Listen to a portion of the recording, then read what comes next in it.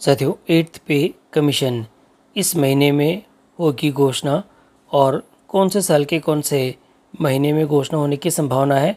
3.68 जो फिटमेंट है उससे क्या होगा, सैलरी कितनी बढ़ेगी। बेसिक पे जो आपके पास में है वो 8,000 से सीधे 25,000 रुपये तक होने की संभावना है।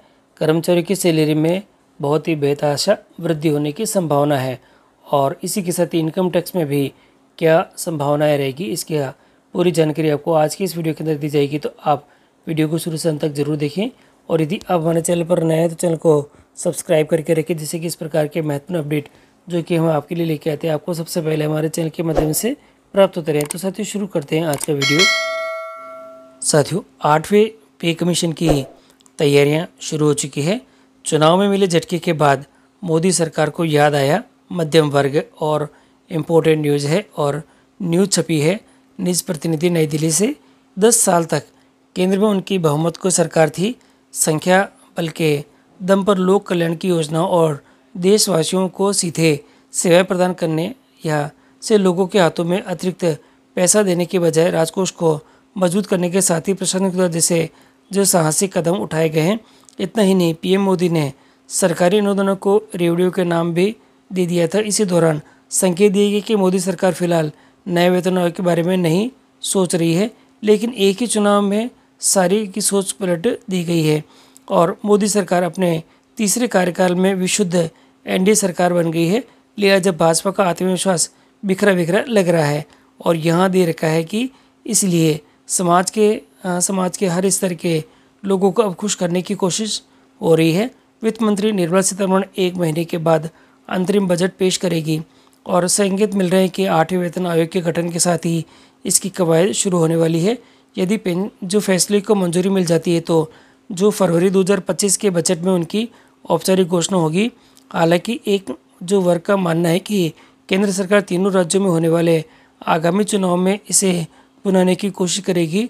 लोकसभा चुनाव में खराब प्रदर्शन के बाद पहले भाषण से पीएम मोदी देख रहे हैं साथियों कि पीएम मोदी ने पार्टी मुख्यालय से स्पष्ट कहा है कि देश का मध्यम वर्ग हमारी प्रेरक शक्ति है, सरकार उनके साथ खड़ी होगी। 8वां वेतन आयोग जो कि जनवरी 2026 से लागू हो सकता है।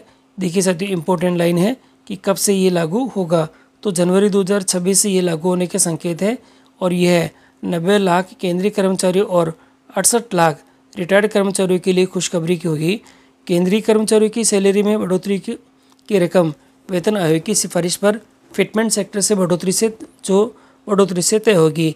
एक अनुमान के अनुसार फिटमेंट फैक्टर आपके पास में 3.68 गुना तक बढ़ सकता है।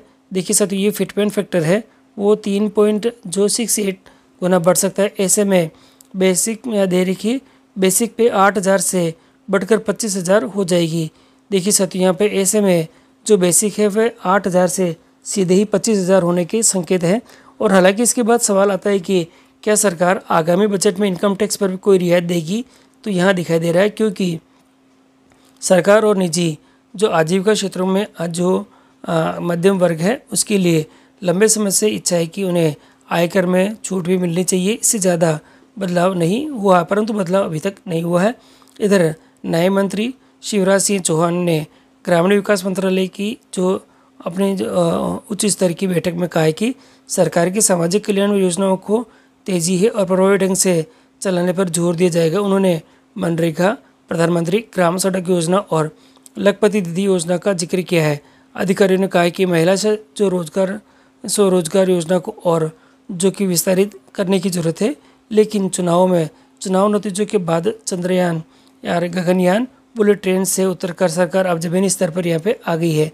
और अब देखिए यहाँ पर जो अपडेट निकल के यही आ रहा है कि जो कि अपने पास में वेतन आयोग है वह आपको यहाँ पर देखने को मिलेगा जनवरी 2026 से, और जो फिटमेंट रहेगा वह 3.68 गुना तक बढ़ सकता है।